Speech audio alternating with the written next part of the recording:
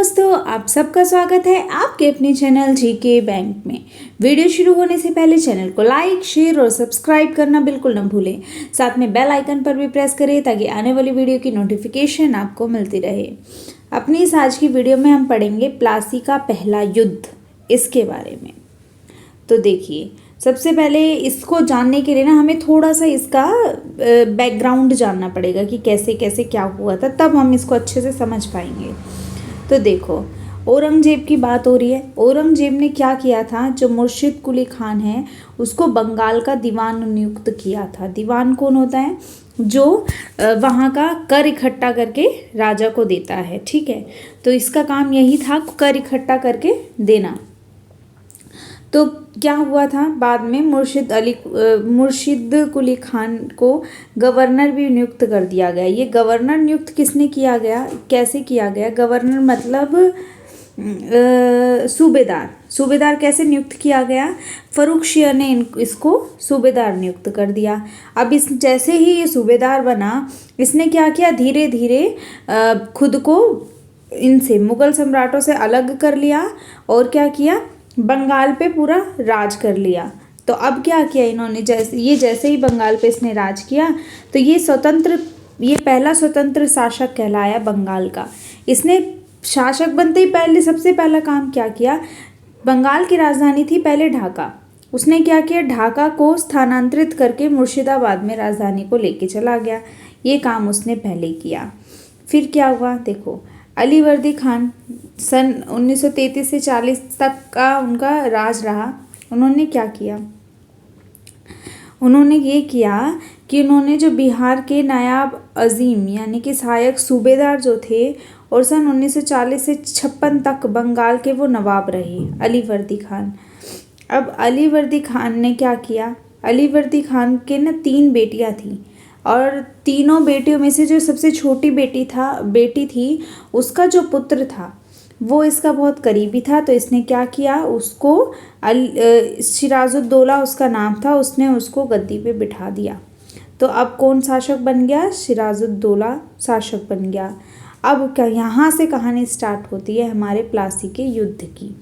तो देखिए, सबसे पहले हम जानते हैं कि प्लासी का युद्ध कब, कहाँ और कैसे हुआ। सबसे पहली बात तो प्लासी का युद्ध प्लासी में ही हुआ।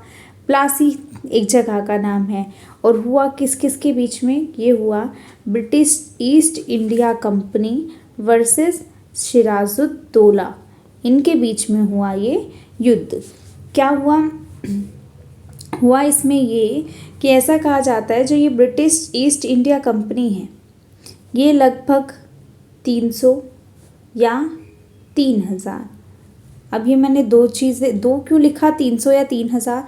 क्योंकि कहीं कहीं पे लिखा है कि 300 और कहीं कहीं पे लिखा है 3000 सैनिकों के साथ ये आ गई मैदान में, वर्सेस किसके सामने? सिराजुद्दौला के सामने। अब क्या हुआ, इनके बीच हुआ युद्ध। सिराजुद्दौला के सैनिक संख्या थी 50,000 लगभग। अब ये अपना फुल कॉन्फिडेंस में थे सिराजुद्दौला। इनको लगा कि 3000 की या 300 की भी सैनिक है, तब भी 50,000 की सेना के सामने कहाँ टिक पाएगी, तो हार ही जाएगी।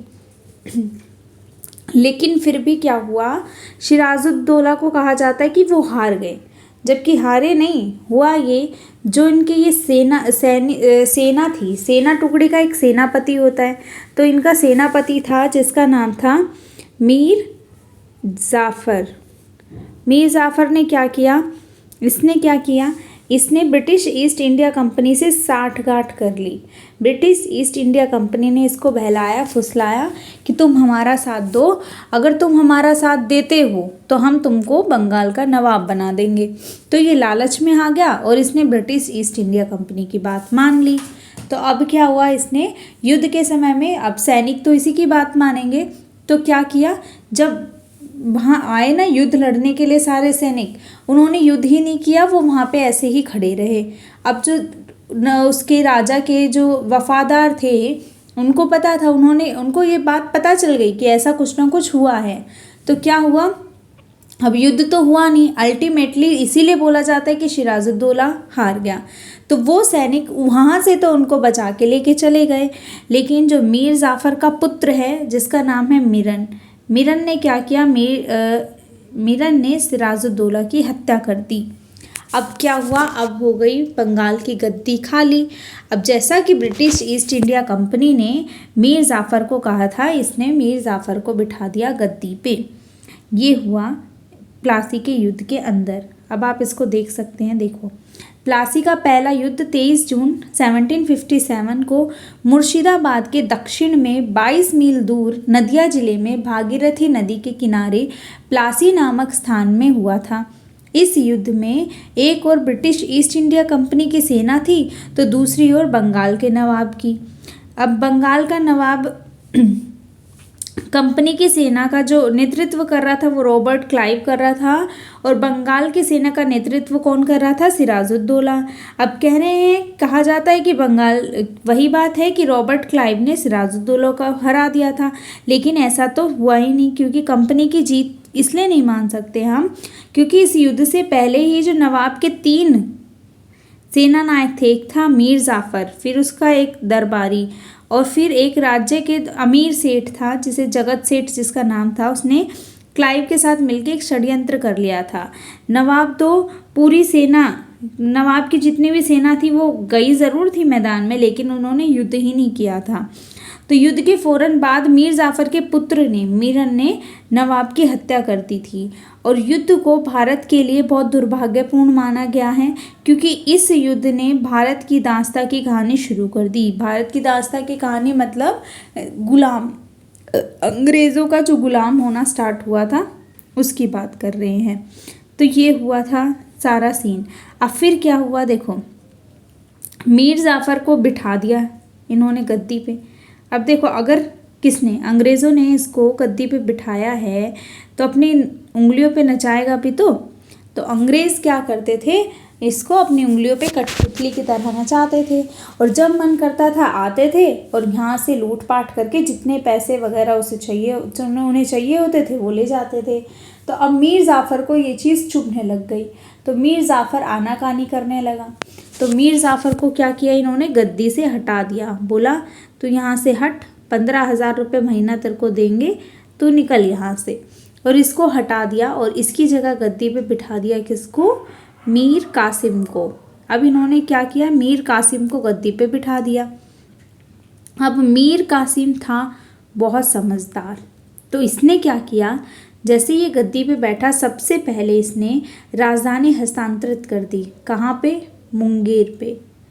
अब वो राजधानी को ले गया मुंगेर। क्यों ले गया मुंगेर, क्योंकि ढाका था पास में, ये जल्दी से आते थे राजधानी से और वो लूट के ले जाते थे पैसे वैसे सारी चीज़ें। तो अब मुंगेर कर दी, तो मुंगेर था दूर, तो वो लोग आने के लिए 1-2 बार सोचेंगे। तो ये बात हुई, इसलिए इसने सबसे पहले राजधानी को मुंगेर हस्तांतरित कर दिया। उसके बाद इसने कहा कि देखो, आप वैसे ही सारी चीज़ें सब फ्री में व्यापार कर रहे हो, सब चीज़ें कर रहे हो, तो मैं सिर्फ इतना कह रहा हूँ कि आप हमें ज़्यादा नहीं, केवल 9% कर अदा कर दो। लेकिन अंग्रेज़ क्यों देंगे कर, मुद्दे की बात तो ये थी। तो फिर अंग्रेज़ों ने तो मना कर दिया। तो उन्होंने कहा ठीक है, आप एक काम करो, आप ये कर नहीं देना चाहते तो कोई बात नहीं, अब मैं इंडियंस का व्यापार भी कर मुक्त कर दूंगा। तो अगर इंडियन का व्यापार भी कर मुक्त हो जाएगा और ब्रिटिश ईस्ट इंडिया कंपनी पहले से ही नहीं कर दे रही, तो जो हमारी स्वदेशी चीज़ थी उसकी क्वालिटी अच्छी थी, तो फिर वो अल्टीमेटली वो सस्ती हो जाएंगी, और जब वो सस्ती हो जाएंगी तो ज़्यादा से ज़्यादा बिकेंगी कौन सी चीज़ें, इंडियन चीज़ें, सारी स्वदेशी चीज़ें बिकेंगी। अब ये बात भी अंग्रेज़ों को पच नहीं रही थी। तो इसके आगे की कहानी हम अगली वीडियो में पढ़ेंगे। आपका प्लासी के युद्ध में मेनली उतना ही था। Thank you.